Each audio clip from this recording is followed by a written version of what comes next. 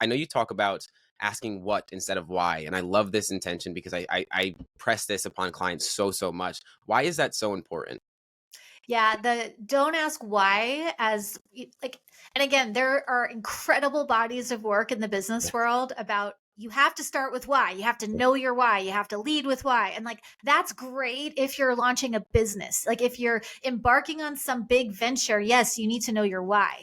But when you're stuck with panic or stress or burnout or overwhelm or addiction or depression or whatever the thing is that you're stuck with, you don't start with why when you're stuck personally. Start with why in business. Yes. Start with why personally keeps you stuck. And, I just went surfing for the second time with a group of my friends. And it's like, when the wave is about to break on your head, I'm not going to ask, like, what were the wind conditions and the weather patterns and the, underwater currents that led to this giant. It's like, no, I need to know what are my choices. I can either paddle through, duck under, or I'm going to get my ass kicked. And so, like, I can figure out wave and weather patterns and how to try, like, asking why questions is great once you're done being tumbled. But when you're stuck, why doesn't get the job done that you need to get done? What are my choices gets the job done. If you want to know why something's happening, that's like a mile 6 question, not a starting gate question. So whys, they matter.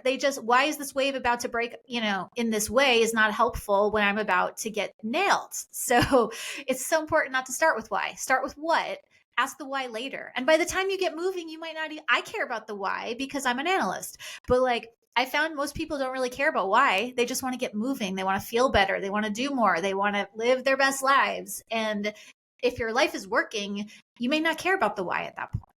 Yeah, it's like we just need to get in movement to then we ask why later on. It's like I think you spoke about this before, but it's like you have a friend that's a marathon runner. She's not asking why like on 2, but it's like 26. Like it's so much later in the marathon. For so many of us, I think it's just like getting, like you said earlier, it's like we don't have the information to make the change. So what is the emphasis on what, and where does that lead us into? Is it just to lead us into action, or what else is there that really is so prominent on the what? Yeah. And again, like, lack of information isn't really the problem. Like, I was a drug addict. It wasn't hard to know, don't do drugs. Drugs are bad for you. Like, don't smoke meth. Don't do that. Like, don't date that same person over and over and over again. That's bad. Like, why we need to make these changes is not the thing. And the internet we're drowning in information. It's like none of that stuff, like all of this insight, like without an action is just wishful thinking. So, information doesn't lead to transformation, action does. And so we can switch our focus from ingesting information until we're sick to, okay, forget about the why. I don't know if this is a genetic thing or if this is because my mom didn't love me thing or if it's because I hit my head on the playground when I was 7 thing. But like right now, it doesn't matter. Right now, what matters is I need to get from stuck to go. And what happens, especially if you look on social media, everyone is looking at people's finish line. But you don't go from the stuck zone to the end zone. You go from the stuck zone to step 1, to mile 1. And so, we need to ask mile 1 questions, which are not why questions. They're what. The second you say yes to anything, the second you take a step, no matter how small, you're no longer stuck. Like, stuck turns to unstuck the second you say yes to anything. So like, let's find a way to say yes to something in any size. Even the most microscopic size step gets you unstuck. And then once you take enough of those micro size steps, then you can take bigger ones. It's like training a muscle. Like, you don't start with running a marathon. You start by walking a mile, and then you build up tolerance, and then you build up endurance, and then you build up strength. And making big life changes is the same thing. It really is. And it's so important to take that perspective, because I think for so many of us, and you talk about this in your book as well, we have such a tough time with shame. I think, especially high achievers, we have a tough time with shame. And if we're not moving forward, we shame ourselves, and it just reinforces that loop of staying exactly where we are. And you talk about this too, where so many of us minimize our story.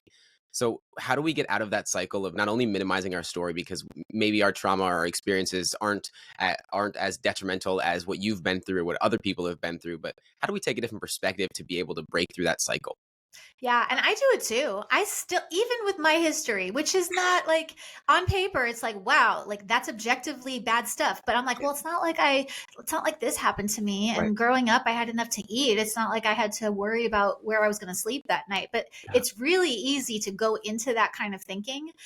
Now, perspective is helpful. Like, yes, it's good for me to acknowledge that even with my trauma history, yes, I had a lot of privilege. Yes, I had a lot of access. Yes, I had a lot of things that were available to me that are not available to everybody.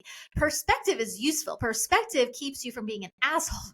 It's like it takes you out of the me zone, but perspective allows for multiple things to be true. Right. Perspective is, yes, I recognize that I was very fortunate. And I had some really bad things happen to me that I had to heal from. And those are both true. You Yeah. know, the comparison is they had it worse, therefore mine doesn't count. And it's, comparison is this binary of either I get to have my pain or they get to have their pain, which is just not how pain works.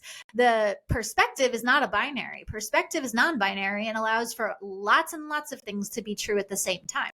And the comparison game, it's like if you got hit by a car right now, would you think twice about going to the hospital? It's like, yeah, but you only broke one leg, James. Other people have broken both legs and shattered their spine. So you should just lay in the middle of the street and bleed. It's like that's not even a thing. So we really want to approach our wellness, our emotional wellness, our psychological wellness with the same lens of like, yeah, it's great that you only broke one and not two. That's awesome.